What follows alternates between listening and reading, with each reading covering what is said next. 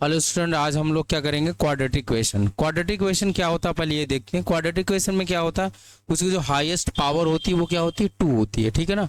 जिसको हम लोग डिग्री बोलते हैं, उसकी हाईएस्ट पावर क्या होती है? हमेशा 2 होती है। उसका जो स्टैंडर्ड फॉर्म होता है वो क्या होता है? ए x square B x plus C equal to zero. A x square B x plus C equal to zero.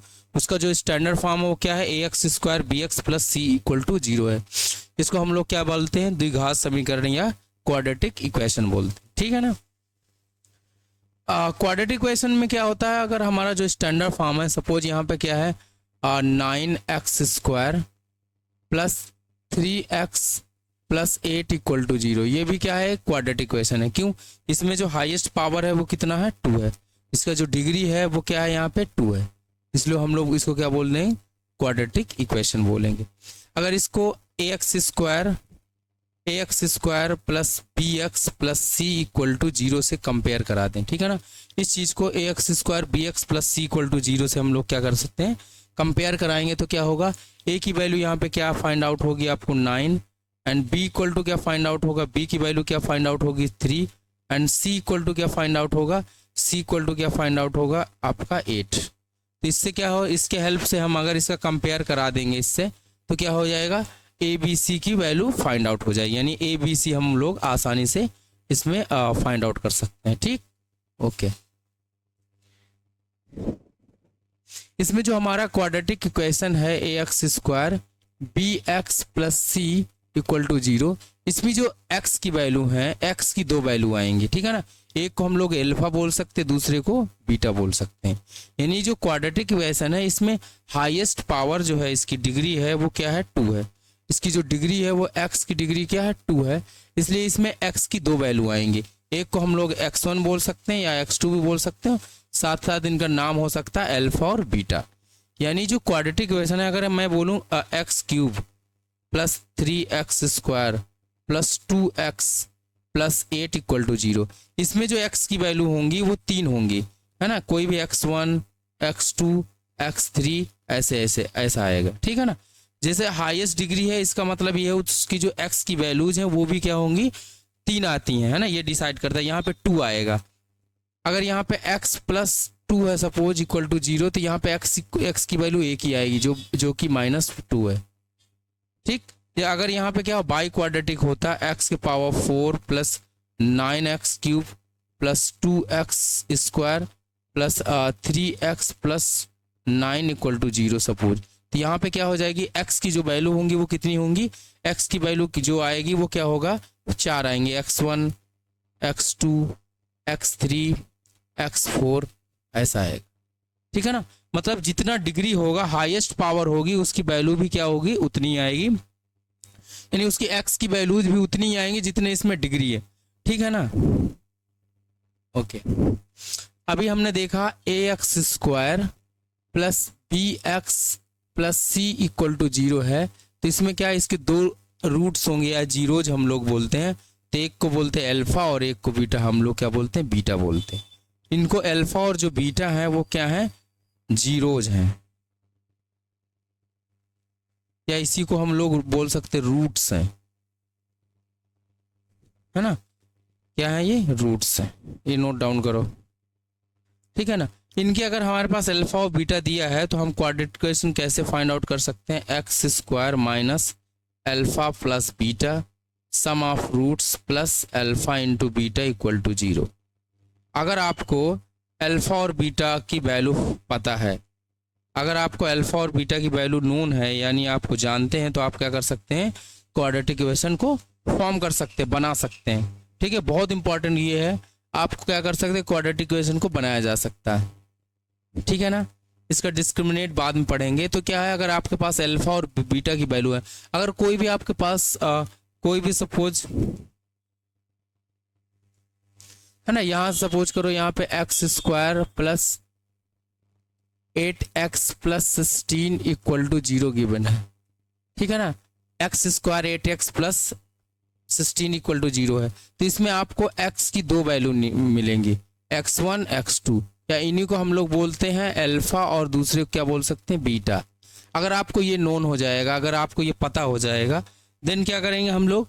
इसकी हेल्प से अगेन हम लोग सेम क्वाड्रेटिक इक्वेशन को बना सकते हैं, ठीक है ना। तो ये क्वाड्रेटिक इक्वेशन का तब का फार्मूला यूज करते हैं इसमें जब हमें उसके रूट्स पता हो या जीरोज पता हो, देन हम लोग क्या कर सकते हैं, क्वाड्रेटिक इक्वेशन को दोबारा बना सकते हैं, ठीक है।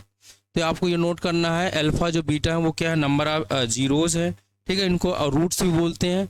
जो हमारा x square B x plus C equal to zero है, उसमें क्या करेंगे, हमारे पास दो, इसके हाईएस्ट डिग्री दो है, इसलिए एक्स की दो वैल्यू आएंगी। एक को हमने अल्फा नाम दे दिया, दूसरे को बीटा नाम दे दिया, ओके।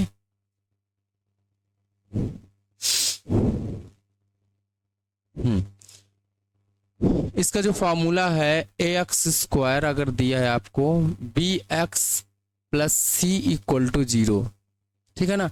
अगर इसके हम लोग मानते हैं कि दो रूट्स होते हैं, अल्फा होता है और दूसरा बीटा होता है, ठीक है ना।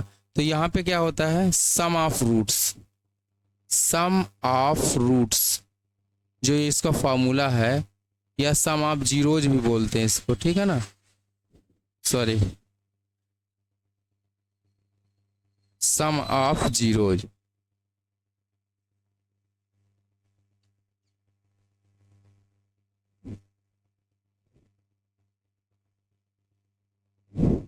इसको हिंदी में बोलते हैं मूलों का योग, मूलों का योग। जो मूलों का योग है मतलब यहाँ पे, ठीक है ना। तो क्या होता है, मूलों का योग क्या होता है आपका, माइनस बी अपान क्या होता है, ए होता है। जो मूलों का योग है वो हमेशा क्या होता है, माइनस बी अपान ए होता है, ठीक है। ये पहला इक्वेशन है, मूलों का योग, ओके। सम ऑफ जीरोज या मूलों का योग जो होता है वो क्या होता है, माइनस बी बाई ए होता है। इसको नोट डाउन करो। मूलों का योग का मतलब ये है कि अल्फा प्लस बीटा जो होगा, यानी इसी चीज को हम लोग बोल सकते हैं alpha plus beta equal to का फॉर्मूला क्या हो जाएगा, minus b upon a. B क्या है, यहां से आपको बी वाला टर्म होगा, और ए क्या है, यहाँ पे आपको ए वाला निकल जाएगा। तो सम ऑफ, जिसको जीरोज या सम ऑफ रूट्स बोलते हैं, वो क्या हो जाता है, माइनस बी अपान ए, ठीक है ना, माइनस बी बाई ए होता है। दूसरा क्या है हमारा, प्रोडक्ट ऑफ जीरोज, क्या बोला जाएगा इसको, प्रोडक्ट ऑफ जीरोज बोलते हैं, ठीक है। पहला हमने नोट डाउन किया मूलों का योग। दूसरा हमारा क्या होता है, दूसरा यहीं पे हम लोग दूसरा नोट डाउन कर सकते हैं,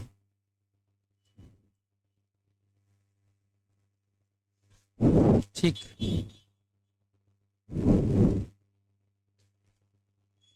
product of zeros, products of zeros,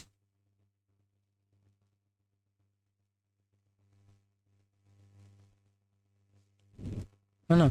यहाँ पे या इसको बोलते हैं मूलों का गुणनफल, मूलों का गुणनफल।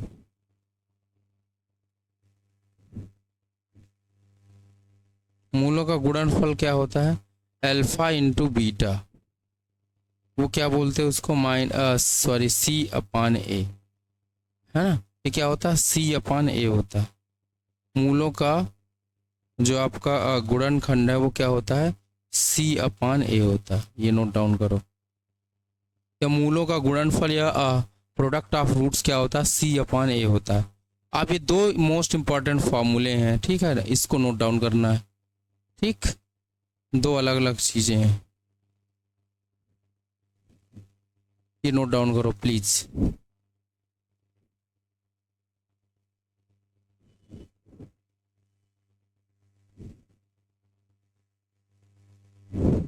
ओके, इसमें क्या होता है, sum of zeros minus B by A, और क्या होता है प्रोडक्ट ऑफ जीरोज क्या होगा, सी बाई ए, ओके।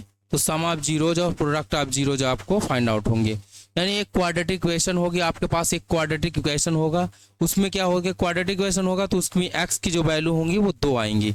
इसको एक को हम x1 और x2 बोल सकते हैं। इसी को और अच्छे से करो तो क्या आ जाएगा, इसमें अल्फा और बीटा बोल देंगे, इसको अल्फा और बीटा बोलेंगे, ठीक है ना। तो मूलों का योग जो होता है वो क्या होता है, मूलों का योग क्या होगा, alpha plus beta equal to minus B by A. Product of zeros क्या होगा, alpha into beta C by A होगा, ठीक है। इसको नोट डाउन करो प्लीज। अभी क्या है, हम लोग क्वेश्चन देखते हैं कैसे करते हैं इसको। सपोज हमारे पास क्वाड्रेटिक इक्वेशन दिया है 3x स्क्वायर प्लस 8x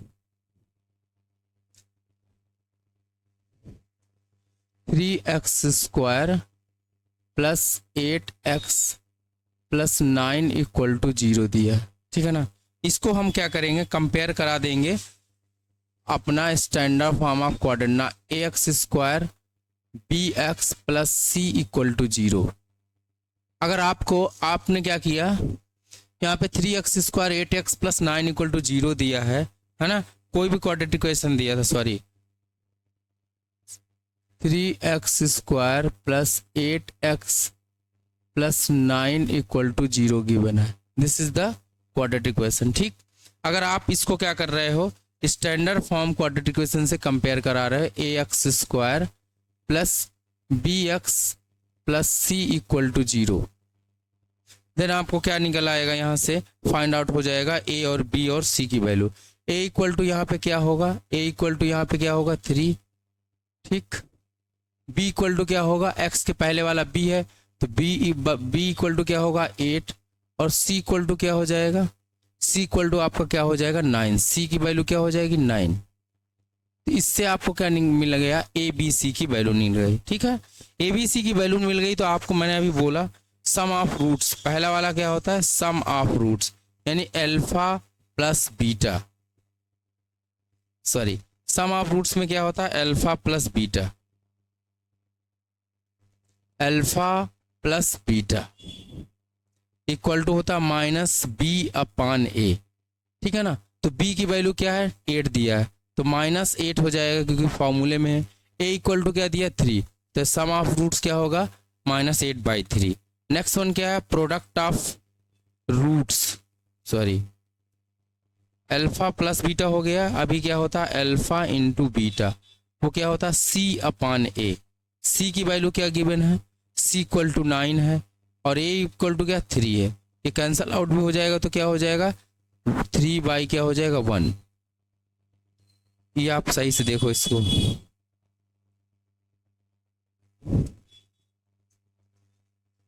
दो फार्मूले यूज करना था बस, ठीक है ना। एक हमारे पास क्या है क्वाड्रेटिक इक्वेशन है, उसमें क्या है एक quadratic equation 3x square 8x plus 9 equal to 0 given है।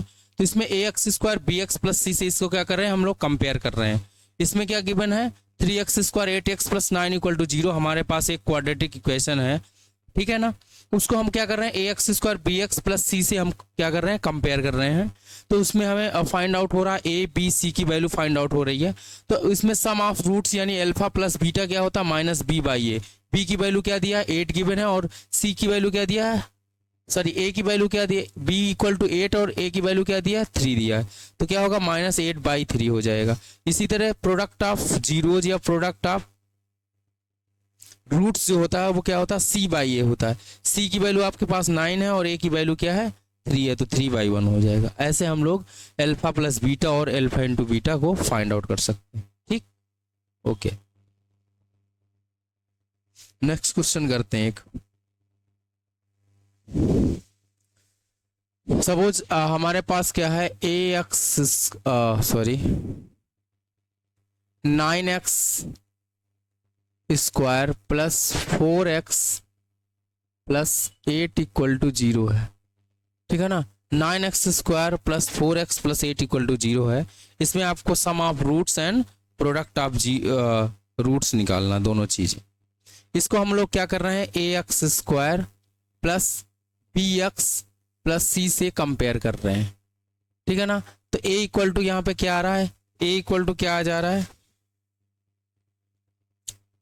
ए इक्वल टू आएगा यहाँ पे 9, ठीक, ए इक्वल टू 9 और बी इक्वल टू क्या आ जाएगा 4, okay. And c equal to क्या आ जाएगा, सी इक्वल टू यहाँ पे आ जाएगा 8। यानी ए बी सी की हमने वैल्यू को फाइंड आउट कर लिया, ठीक है ना। बहुत आसान है ये, आप थोड़ा सा देखो। ए बी सी की वैल्यू यहाँ पे क्या कर लिया हमने फाइंड आउट कर लिया। हमारे पास एक क्वाड्रेटिक इक्वेशन था 9x square 4x plus 8 equal to 0। इसमें क्या करा हमने A x square B x plus C से क्या किया कंपेयर कर दिया, ठीक है। इसको कंपेयर कर दिया तो हमारा ए बी सी तीनों फाइंड आउट हो गया। ये ए है, ये बी है और ये सी है। ठीक, अभी क्या होता है, फार्मूला यूज करते हैं, product sum of zeros, sorry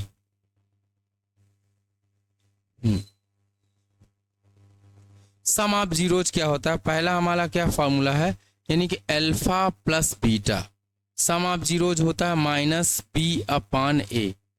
okay, तो बी की वैल्यू क्या है इसमें, बी इक्वल टू क्या है -4, ए इक्वल टू क्या है 9, तो -4 अपान क्या आ जाएगा 9 आ जाएगा। ओके, ये हो गया। दूसरा वाला हमारा क्या होता है, दूसरे में हमारा क्या हो जाएगा, अल्फा इंटू बीटा जो होता है, अल्फा इंटू बीटा वो क्या होता है सी अपान ए होता है। क्या होता है, सी अपान ए। सी की वैल्यू इसमें क्या है, सी इक्वल टू क्या दिया 8 दिया, और ए इक्वल टू क्या दिया 9, तो 8/9 आ जाएगा। इसको आप गौर से देखो, हमारे पास कोई भी क्वाड्रेटिक इक्वेशन होगा, ax square sorry 9x square 4x plus 8 equal to 0 given है। ओके, इसमें क्या है, ए बी सी की वैल्यू हमने फाइंड आउट कर लिया। जो सम ऑफ रूट्स होता है वो क्या होता है, alpha plus beta equal to minus B by A होता है, और प्रोडक्ट ऑफ जीरो जो होता है वो क्या होता है, सी अपान ए होता है। तो आप इससे क्या हो, सी अपान ए, सी की वैल्यू 8 है और ए की वैल्यू क्या 9 है, तो माइनस अल्फा प्लस बीटा आ गया -4/9 and alpha plus alpha into beta आ गया 8/9। ओके, इसको नोट डाउन करो।